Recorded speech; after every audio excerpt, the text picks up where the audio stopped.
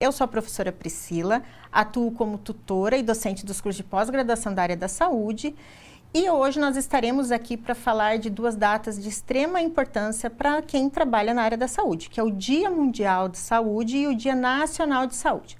Para discorrer sobre o tema, conto com a ilustre presença dos dois professores que também atuam como tutores e docentes dos cursos de pós-graduação na área de saúde, que é a professora Bianca de Mello e o professor Daniel de Cristo. Ambos colegas dividem as tutorias dos cursos de pós-graduação comigo. Então, se você é aluno nosso dos cursos de pós-graduação na área da saúde, você é assistido, tutorado por um de nós três. Então, iniciando, dando aquela breve introdução do nosso tema hoje, o Dia Mundial da Saúde, ele é comemorado no dia 7 de abril. Ele foi instituído na mesma data de fundação da Organização Mundial da Saúde no ano de 1948. Mas a data só passou a ser celebrada, comemorada, instituída em conferências, em eventos a partir do ano de 1950. No Brasil, o Dia Nacional da Saúde é comemorado no dia 5 de agosto e foi instituído no ano de 1967. Então, para agora nós vamos com a interação dos nossos convidados, que vão trazer algumas informações de extrema relevância frente a essas duas datas. Professora Bianca, seja bem-vinda, obrigada pela sua participação. Por que no Brasil comemora-se em datas diferentes? Por que o Dia Nacional da Saúde é diferente do Dia Mundial da Saúde?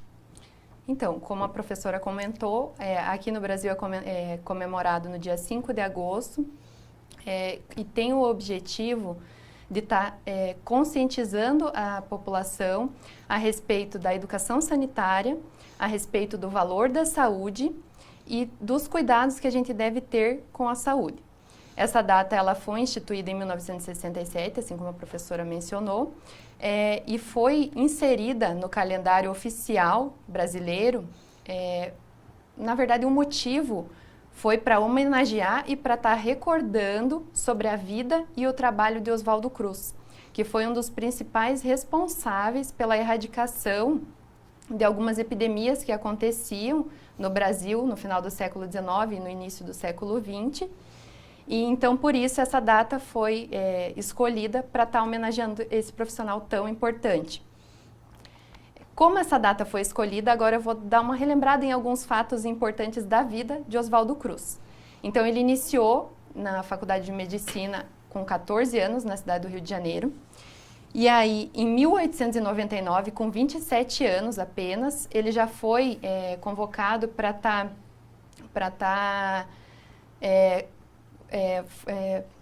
estar combatendo um surto de peste bubônica que estava acontecendo em Santos e em algumas cidades portuárias. E daí, em 1900, ele já criou o Instituto Soroterápico Federal, que hoje a gente conhece como a Fundação Oswaldo Cruz. Em 1902, ele foi convocado para estar na Diretoria Geral de Saúde Pública, e nesse momento acontecia uma epidemia bem grave de febre amarela, onde ele conseguiu controlar essa epidemia através de medidas assim bem rigorosas no controle de focos dos mosquitos, no isolamento de doentes, através da aplicação de multas e também de demolição de imóveis insalubres. Em 1904, aconteceu a epidemia de varíola e, nessa época, ele conseguiu aprovar no Congresso a obrigatoriedade da vacinação da varíola. Então, foi uma situação assim, que acabou causando uma revolta na população pela maneira que essa vacinação foi imposta. E já em 1920, após muitos estudos e pesquisas, foi criado o Departamento Nacional de Saúde Pública e isso acabou assim, trazendo uma forte influência para o desenvolvimento mesmo de saúde pública do nosso país. Então, esse profissional teve muita importância para a saúde e saúde pública do nosso país. E falando em saúde pública, né, nós temos o Sistema Único de Saúde, que ele foi instituído no ano de 1990 pela Lei 8.080, que essa lei que dispôs sobre várias questões acerca da promoção, da garantia, de como promover a saúde pública igualitária e equitativa para todos os cidadãos brasileiros e não cidadãos também. O SUS, ele, apesar de todas as deficiências que grandes cidades, muitas cidades vivenciam no Brasil, o Sistema Único de Saúde brasileiro ele é um dos maiores e melhores comparados globalmente. Ele é referência para muitos países, inclusive desenvolvidos, para atuar em políticas públicas e programas que possam garantir a saúde da população frente às suas mazelas, frente às suas epidemias, em surtos até de doenças crônicas, e assim como integra várias políticas públicas e programas nacionais voltadas à qualidade de vida e à saúde do cidadão, seja cidadão brasileiro ou até mesmo estrangeiro, que esse também eu acho que é um ponto bem importante do nosso programa, porque ele não atende só os nós brasileiros natos, mas também todas aquelas pessoas que estão em território nacional. A OMS, no ano de 2023, estabeleceu como temática do Dia Mundial da Saúde, como saúde para todos, com ações voltadas à promoção da saúde pública. Voltando à questão da atuação do Oswaldo Cruz, né, essa importante atuação que ele teve historicamente, até a questão de saúde, nós vamos falar um pouquinho agora de vacinação. Né? Professora Bianca, qual que é a principal política ou programa de vacinação hoje existente e vigente no Brasil? Então, a principal política que nós temos é o Programa Nacional de Imunizações. Ele foi criado com o objetivo de fornecer à população do país todas as vacinas que são recomendadas pela Organização Mundial de Saúde de forma gratuita. Esse programa ele fornece mais de 30 imunizantes, onde 18 são para crianças, 8 para adolescentes, 6 para adultos idosos e 5 para gestantes. E todas essas vacinas, elas constam no Calendário Nacional de Vacinação, que é um documento que estabelece qual vacina deve ser aplicada em qual fase da vida. O Programa Nacional de Imunizações, ele foi criado em 1973, inclusive esse ano, em setembro, no dia 18 de setembro, completa 50 anos. E desde o momento da sua criação, ele só teve muitos resultados positivos, como a redução de muitos casos graves de doenças que são imunopreveníveis, redução no número de óbitos, inclusive dessas doenças, e alguns casos também, que eu posso citar agora, como a eliminação da circulação da rubéola, a certificação de área livre do poliovírus selvagem. Então, eu posso dizer que essa é uma das maiores estratégias de saúde pública que a gente possui hoje aqui no Brasil. Infelizmente, no período da pandemia, que foi acentuada também no pós-pandemia, as redes sociais, a internet, contribuíram para a circulação de inúmeras notícias referentes aos programas de imunização. Desde aquelas mais otimistas até aquelas mais severas, até de mutações que as pessoas que estariam administrando as vacinas poderiam estar sujeitas. E, infelizmente, também, a maior parte da população não dispõe do discernimento, do conhecimento técnico e científico para distinguir aquilo que realmente é relevante, aquilo que realmente faz sentido, tem uma fundamentação técnica e científica, daquilo que é simplesmente uma falácia, uma informação que é jogada irresponsavelmente nas mídias, nas redes sociais. Com isso, nosso programa ele vai seguir uma dinâmica um pouquinho diferente, porque o professor Daniel, que está presente aqui conosco, elencou uma série de afirmações, informações que circularam nesse período aí de pandemia, pós-pandemia, acerca das vacinas, não só da vacina relacionada à Covid, mas nas vacinas de uma forma geral. Então, agora nós vamos fazer uma dinâmica de fato ou fake, na qual eu vou trazer qual foi essa afirmação que circulou na internet, que houve muito debate, muitos questionamentos, e aí para ser apresentada os fatos técnicos e científicos se realmente é fato ou é mentira, né? Então, professor Daniel, começando com o nosso primeiro fatos ou fake. Estou vacinado, estou imunizado. Isso, professora Priscila, então, complementando o que você falou, né, o SUS, ele realmente é um exemplo de sistema de saúde para o planeta. A gente sabe que não funciona 100%, você que está me assistindo, nos assistindo, sabe que o SUS tem as suas deficiências, mas como sistema de saúde ele é exemplar para todos os outros países. Tá? E uma das premissas é essa que você comentou, trazer a saúde para todos. Né? Esse é um dos objetivos do SUS. E aí a gente vê que o Sistema Único de Saúde disponibiliza certos recursos para todos os cidadãos, e alguns cidadãos eles acabam recusando, rechaçando essa oferta. Né? Então isso é um problema. Só que o problema ele se torna muito mais grave quando o cidadão rejeita esse serviço devido à desinformação, fake news, mentiras que são veiculadas nas redes sociais, como a gente tem visto. Então, uma das primeiras questões é essa, né, que foi levantada: a pessoa imunizada, a pessoa vacinada, ela está imunizada ou não? Né? Então, essa é a primeira questão que a gente tem que discutir. Para isso, eu trouxe uma ilustração aqui, um slide. Será que poderíamos exibir o slide aí, o primeiro? Parece. Isso. Então, veja só, essa ilustração, ela está mostrando, retratando o médico Edward Jenner inoculando no braço de um menino o material de uma lesão da varíola bovina. Isso no ano de 1796. Então, veja só, você que me acompanha. Esse foi talvez o primeiro caso de vacinação há mais de 200 anos atrás. Então, o que o Edward Jenner observou? Ele observou que as mulheres que trabalhavam na ordenha acabavam contraindo a varíola bovina, que é uma doença benigna, não leva o indivíduo a óbito, e essas pessoas acabavam se tornando resistentes à varíola humana. Então, ele teve essa ideia, pegou o material da lesão da varíola bovina, inoculou no menino, o que na época parecia uma loucura, vai causar doença no menino, né? E o que se observou, que não houve nenhuma doença, porque a varíola ela é transmitida pelas vias aéreas, a infecção ocorre pelas vias aéreas, né?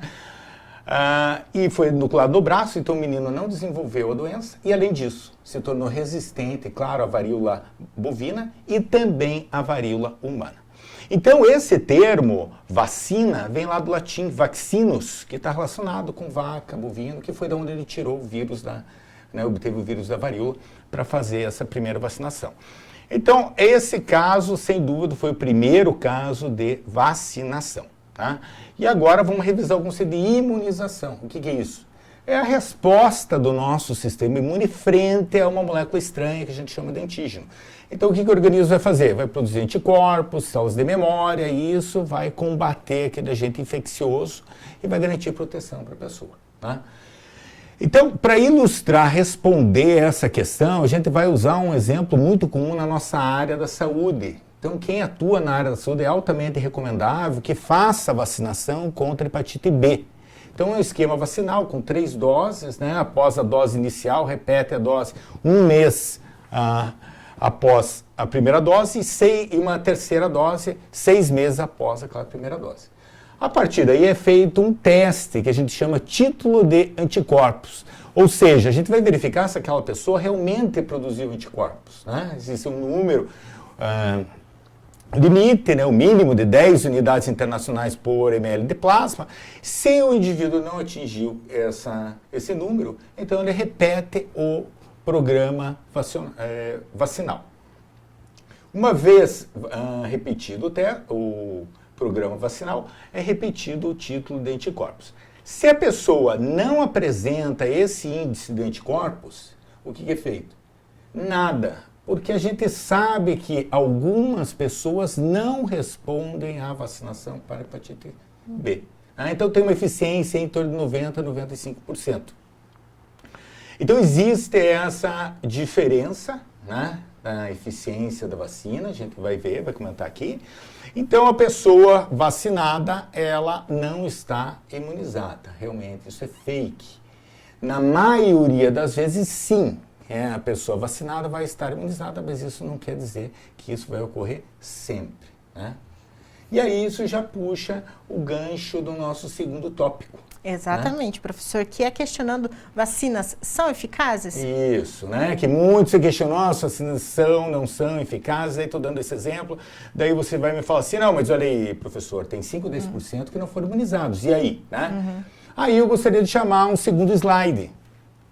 Um segundo slide aí que vai mostrar por que a vacinação funciona. Aquilo ali que a gente está vendo é o que a gente chama de imunidade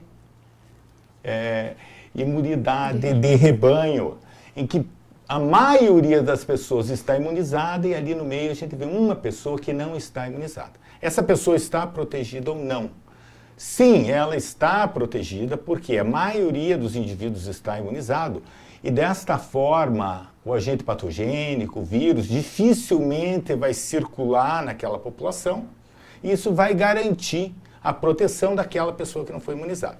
Então também aqui vamos relembrar lá atrás que este termo de imunização de rebanho foi usado erroneamente, atribuído à infecção natural das pessoas. Isso não acontece, né? Mesmo porque, tempos atrás, se as pessoas fossem todas infectadas pelo Covid, o número de óbitos e de internações seria extremamente elevado. Então, esse termo, pela grande maioria dos autores, é utilizado no caso da vacinação. E aí isso mostra que sim, as vacinas são eficazes, mesmo nem todos sendo imunizados, né? Isso é importante.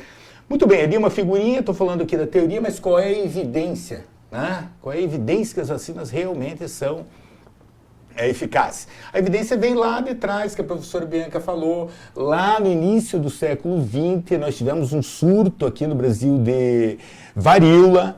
Oswaldo Cruz, né, fez um programa de vacinação em massa, gerou uma revolta, o Congresso voltou atrás e desobrigou a vacinação, desobrigou, né, a vacinação compulsória das pessoas, né? E aí o que aconteceu? Em 1908 nós tivemos um novo surto de varíola e a população foi buscar os postos de vacinação. Resultado, pessoal? A varíola foi extinta da natureza. Nós não temos mais no meio ambiente o vírus da varíola, graças à vacinação, né? Então, essa é uma evidência muito forte, tem várias outras evidências, e a mais recente, então, pegar um lá do início, vamos usar uma aqui bem recente. 180 milhões de pessoas vacinadas contra o Covid no Brasil. Acabou a pandemia. Não aqui no Brasil, no mundo inteiro.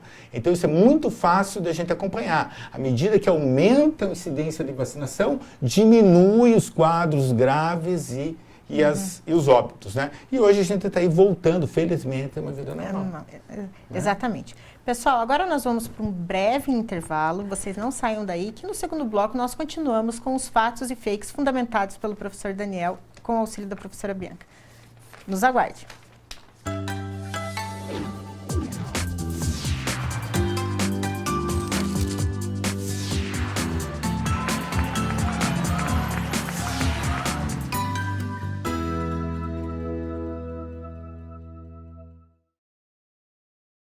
O Ministério do Turismo, a TV Cultura e o Uninter levam até você Provoca.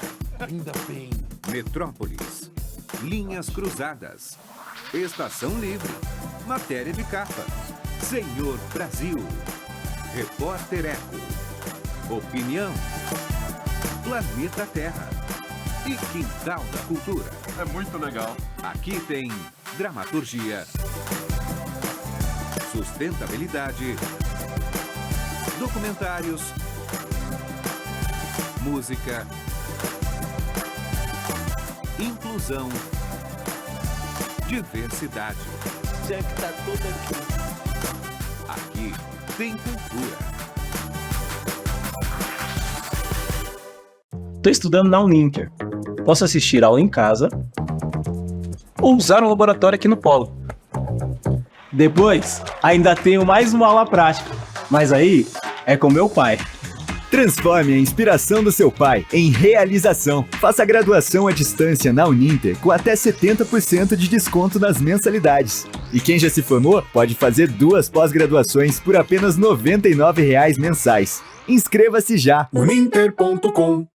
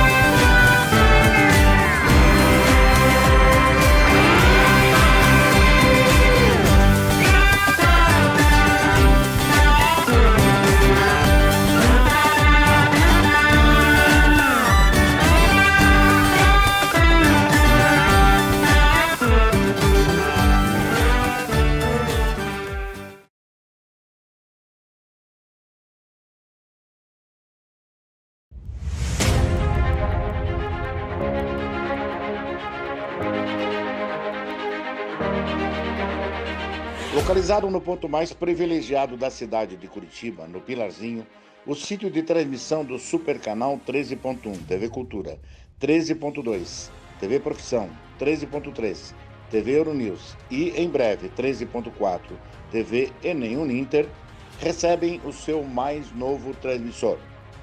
Homologado pela Anatel com 10 vezes mais potência, vai atender a mais de 3,5 milhões de telespectadores em Curitiba e na região metropolitana, nas cidades de São José dos Pinhais, Piraquara, Colombo, Almirante Tamandaré, Bocaiúva do Sul, Campina Grande do Sul, 4 Barras, Araucária, Campo Magro, Campo Largo, Contenda, Lapa, Balsa Nova e Itaperuçu. O Super Canal 13, ampliando sua potência de transmissão, vai aumentar muito mais a sua intensidade de sinal, possibilitando, assim, uma ótima recepção em mais de 90% dos televisores da nova área de cobertura. Parabéns, Super Canal 13. No Super Canal 13, sua imagem pega bem.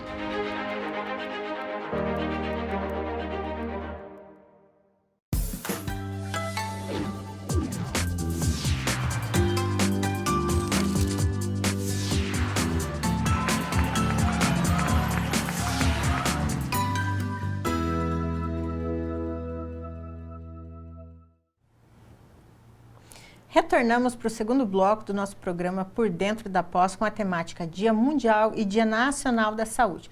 Então, dando continuidade àquela nossa dinâmica na qual se apresentam informações que circularam nas redes sociais, pela internet, durante o período da pandemia, acerca principalmente da vacinação. Então, vamos continuar aí com a nossa dinâmica com os próximos fatos aí para serem fundamentados. Professor Daniel, o próximo fato ou fake é: vacinas podem causar autismo? Então, professora, essa questão é bastante importante, ela foi levantada no meio científico há algum tempo atrás, num artigo publicado na revista The Lancet. A gente tem aí o slide do artigo. Ele foi publicado em 1999, em que o autor ele fazia uma relação entre a vacinação de crianças com a tríplice viral e a incidência de casos de autismo. Então, na época, esse trabalho gerou bastante pânico, né? E rapidamente, logo a seguir, ele recebeu sérias críticas, inclusive com erros metodológicos, que resultou numa retratação do autor, e ele inclusive perdeu a sua licença para fazer pesquisa. Bom, de lá para cá, são inúmeros trabalhos que rechaçam qualquer relação entre vacinas, não a tríplice viral, mas todas, e a incidência de autismo. Inclusive, porque eu já vi fake news, porque na vacina tem mercúrio associado com autismo. Não existe relação científica nenhuma. Inclusive, até quando foi publicado esse artigo, na Dinamarca foi iniciado um estudo que acompanhou a vacinação de crianças durante mais de 10 anos, acompanhou mais de 650 mil crianças vacinadas e não foi identificado nenhum tipo de aumento no risco de autismo e alguma outra doença significativa, né? Então, hoje, a gente não tem dúvida quanto a isso, e é essa a situação aceita pela OMS, o CDC, que é o órgão que controla as doenças nos Estados Unidos, a Anvisa e todas as agências regulatórias sérias. Então, essa relação, então, autismo com vacinação é totalmente fake e veio a partir de um trabalho científico, né, que já foi, então, descaracterizado e que realmente não tem nenhuma validade atualmente.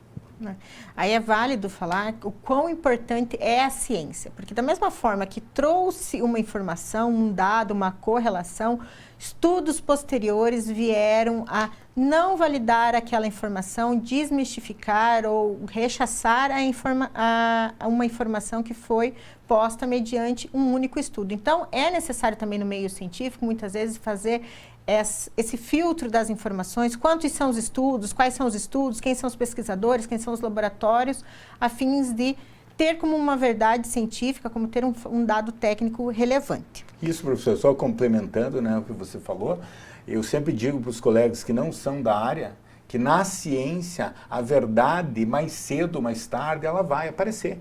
Porque o pesquisador pode ir lá publicar um artigo que ele, né, muitas vezes acha que os resultados são aqueles, mas outros pesquisadores vão replicar aquele artigo e os resultados, se vão ser discrepantes ou não, vão aparecer. Então a verdade, mais cedo ou mais tarde, aparece. Excelente colocação, professor Daniel. Continuando com os nossos fatos, todas as vacinas, elas são criadas a partir do próprio vírus, bactéria ou germe morto? Então, professora, voltando lá aquele primeiro slide que a gente mostrou, né, o Edward Jenner ministrando o material ali na criança, ele usou o vírus vivo, né? Então nem sempre é o vírus vivo, entre aspas, que não é o termo mais correto, porque alguns autores não consideram um vírus um ser vivo, né? Então a gente não usa esse termo, a gente procura usar o termo viável ou inviável. Então, naquele caso, ele usou o vírus viável e outras vacinas não utilizam o vírus inativado, ou seja, né, morto, entre aspas. Então, essa a gente poderia dizer que é a primeira geração das vacinas. E a gente pode aproveitar esse momento para esclarecer, né, da onde a gente saiu até onde a gente chegou, que é a realidade do nosso dia a dia. Uma segunda geração de vacinas é aquela que é introduzida apenas a molécula alvo, que vai gerar resposta imune e, consequentemente, a proteção do indivíduo. Então, exemplo bem comum aí das vacinas contra a Covid, que utilizam aquela proteína spike do SARS-CoV-2, do vírus causador. Por quê? É essa proteína do vírus que vai ligar num receptor da célula humana, o receptor ACE2, para daí ele fazer a infecção da célula. Então, se a gente produz anticorpos que ligam nessa proteína, impede a ligação do vírus na célula e, consequentemente, a infecção. Então, essa seria uma segunda geração de vacinas, né? E aí, quando eu comecei a trabalhar nessa área, a gente falava, era ficção ainda, as vacinas de DNA. Né? E hoje em dia nós temos disponíveis aí, e a gente imaginava o quê? Que seria introduzido um DNA na pessoa, esse DNA era convertido em RNA, e esse RNA então ia dar origem a um polipeptídeo, uma proteína que geraria resposta imune. Né? A indústria pulou essa etapa do DNA, conseguiu um RNA estável, e é administrado o RNA na pessoa, que vai produzir, então, o antígeno, né? Uma molécula que vai gerar resposta imune. Então, essas vacinas, que foram produzidas pela Pfizer, e aqui no Brasil, né, foram distribuídas, e por uma empresa chamada Moderna, que disponibilizou nos Estados Unidos, utilizaram essa tecnologia de RNA. Né? Então, esses são o nosso cenário atual. E além disso, vamos falar um pouquinho, né, além disso, a inclusão da engenharia genética nesses processos de imunização. Então, uma estratégia que está sendo utilizada atualmente é retirar células do sistema imune do paciente, modificar geneticamente em laboratório para reconhecer, por exemplo, uma célula cancerígena, que normalmente o sistema imune não reconhece, porque, afinal de contas, o câncer é a partir de células nossas, né? Pode passar de forma invisível para o sistema imune. Essas células são reprogramadas, multiplicadas no laboratório e reintroduzidas no paciente. Então, essa estratégia já está sendo utilizada no combate a alguns tipos de leucemia e provavelmente vai ser utilizada no futuro para combater micro-organismos, por exemplo, o HIV e outros que a gente não tem uma vacina eficiente. Então, voltando lá, se a vacina é só com o vírus morto, não, é fake. Né? Em algumas situações é o vírus atenuado, ou seja, o vírus viável, mas que não causa doença, ele vai se multiplicar no organismo da pessoa, né? Mas não vai causar doença, então temos essas várias situações. Uhum. Continuando nessa vertente das metodologias, as técnicas que são utilizadas para a produção da vacina, a vacina da gripe, ela pode causar a gripe? Então, professora, né, uma pergunta aí que vem exatamente de encontro com essa pergunta que eu acabei de esclarecer. Né? Veja só, eu vou chamar o slide ali. Eu quero que você preste atenção não no rótulo da vacina. Eu quero que você preste atenção ali na caixinha da vacina. Está escrito ali, ó, vírus influenza, que é o vírus causador da gripe. Então, essa é a vacina, né, contra a gripe, e está escrito ali, ó, vírus influenza fragmentado e inativado. Né? Fragmentado, tá? Os pedacinhos deles estão disponíveis na vacina. Né? O vírus, então, ele está inativado, tá? Morto, entre aspas. Ele não vai se multiplicar no organismo da pessoa. Ou seja, qual é a chance da pessoa tomar a vacina da gripe e desenvolver a gripe por causa da vacina? É zero. Totalmente impossível. Mas por que é interessante a gente comentar isso? Eu já tive relatos de alunos meus que a pessoa foi lá, tomou a vacina, no outro dia apresentou os sintomas da gripe. Né? E aí, o que aconteceu? São inúmeras as situações. Vou dar um exemplo aqui. A pessoa foi lá tomar vacina, foi de ônibus. É inverno, tudo fechado, chovendo. E você que pega ônibus sabe, sempre tem alguém com o nariz escorrendo, ou tossindo, ou espirrando, e a pessoa pode ter sido infectada. Foi lá, tomou vacina e 1, 2, 3 dias depois apareceram os sintomas. E aí a pessoa associa com a vacina da gripe. Então, só para deixar claro, né, essas situações em que a pessoa é vacinada e desenvolve os sintomas da gripe, sem dúvida nenhuma, não é decorrente da vacina. Provavelmente a pessoa foi infectada um dia antes, um dia depois, ali bem próximo do dia da imunização. Né? Então, isso daí também é fake, não existe possibilidade nenhuma da vacina da gripe causar a doença. Pegando o gancho, então as vacinas são seguras? Boa pergunta, professora, né? Isso também se vinculou, né? Vacina segura, isso é fato ou é fake? Né? Então é interessante comentar também para quem não é da área. Toda vacina, todo medicamento, ela passa por uma série de testes, né? A primeira etapa são os testes pré-clínicos, que são realizados com células e animais. Se existe um resultado promissor, aí sim essa molécula vai para os testes clínicos, né? A fase 1, aí envolve um número pequeno de humanos em que é testada a segurança daquela molécula.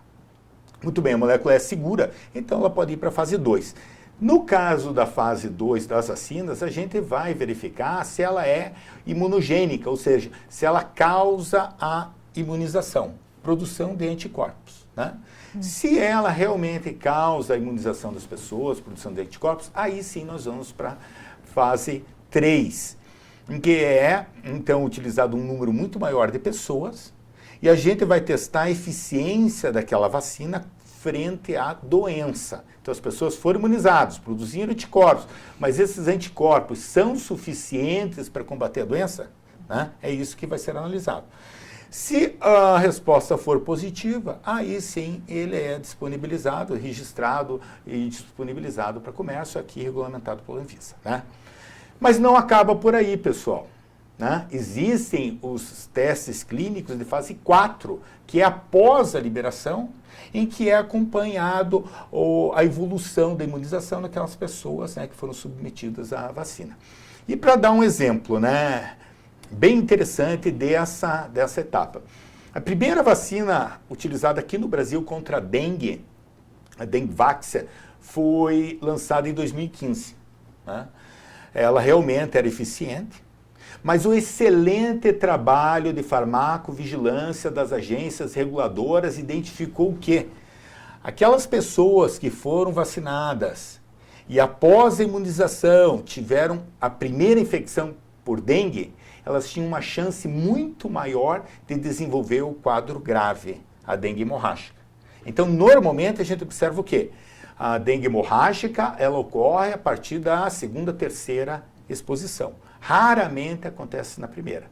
Nessas pessoas que foram vacinadas, a incidência do quadro grave, logo na primeira infecção, era muito mais alta. Por isso, né, essa vacina não foi adotada pelo SUS, porque fica muito difícil a gente estabelecer quem já foi infectado pela dengue ou não, porque a pessoa pode ter uma infecção benigna, sem sintomas, ou pode ter uma infecção leve, e aí a gente não consegue diferenciar de outras viroses. Né? Então, essa vacina ela não foi utilizada, não foi aproveitada pelo SUS.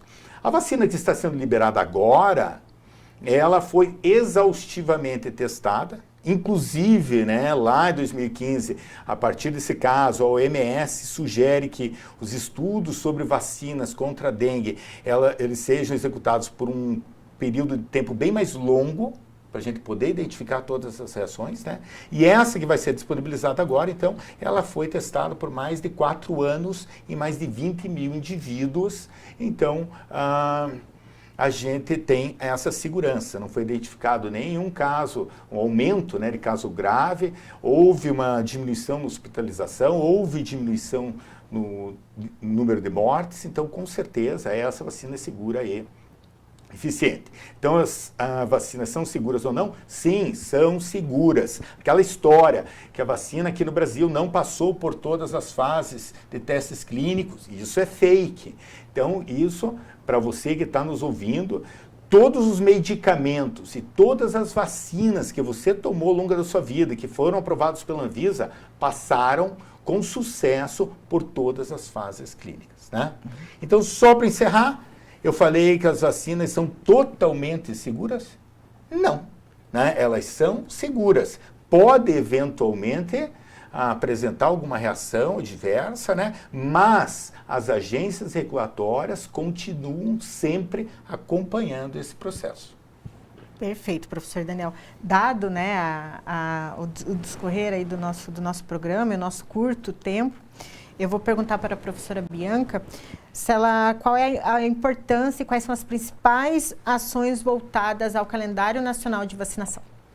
As principais ações são voltadas, então, professora, à vigilância em saúde para promover a proteção, a prevenção e a promoção mesmo da saúde. Aqui em Curitiba, por exemplo, são realizadas ações de busca ativa, onde são retirados relatórios de faltosos em vacinas e as equipes vão atrás desses faltosos em vacinas, realizam a orientação e solicitam o comparecimento desses usuários na unidade. Então, esse é um exemplo da ação.